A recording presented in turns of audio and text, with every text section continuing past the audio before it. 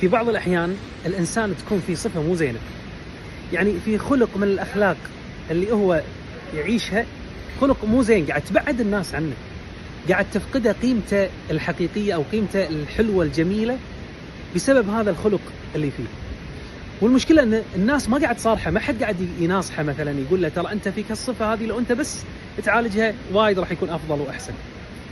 زين، شنو ممكن أنا أسوي بهذه الحالة؟ شيء عجيب جدا دلنا النبي صلى الله عليه وآله وسلم عليه. كان من دعائه صلوات ربي وسلامه عليه، وهذا الحديث في صحيح مسلم، كان من دعائه اللهم اهدني لأحسن الأخلاق لا يهدي لأحسنها إلا أنت، واصرف عني سيئها لا يصرف عني سيئها إلا أنت.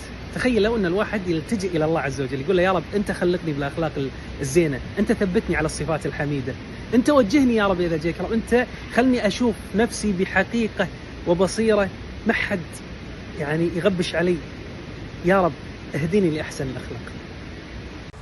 السلام عليكم ورحمة الله وبركاته، اللهم صل وسلم على سيدنا محمد. في واحد من الشباب تبارك الرحمن يا جماعة من نطلع قهوة أو مطعم عسى ربي حفظه أحسه يستمتع باللقمة لما ياكلها، يعني يشرب القهوة تحسه كذي عايش، لما ياكل اللقمة تحسه هنية عليه بالعافية. فسألته قلت له شنو السر؟ صدمني والله سبحان الله. شنو قال لي؟ قال لي أنا أدعو الله عز وجل في أدق التفاصيل.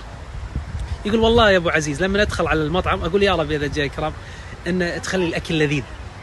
يقول لما نشرب قهوة أقول يا رب أن تكون قهوة حلوة وتكون نفس اللي أنا أحبها.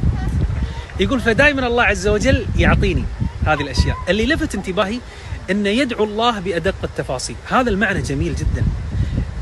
مو شرط أنك أنت تدعو الله عز وجل في الأمور الكبيرة، ادعو الله عز وجل في أصغر الأمور.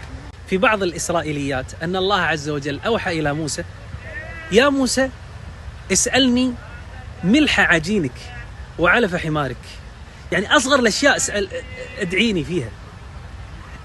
الصحابة رضوان الله عليهم كانوا يسألون الله عز وجل شسع النعل إذا انقطع، عزكم الله، يعني أدق التفاصيل أصغر الأمور كانوا متعلقين بالله عز وجل.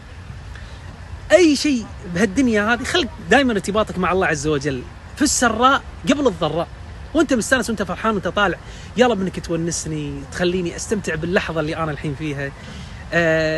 تبي تاكل لك لقمة نفس الفكرة، يا رب تكون لذيذة نفس اللي أنا أحبها. علق نفسك بالله عز وجل، ترى هالشعور هذا عجيب، راح يضيف لك متعة وسعادة وشراحة صدر فوق اللي أنت مستانس فيه. عسى ربي يسعدكم دنيا وآخرة.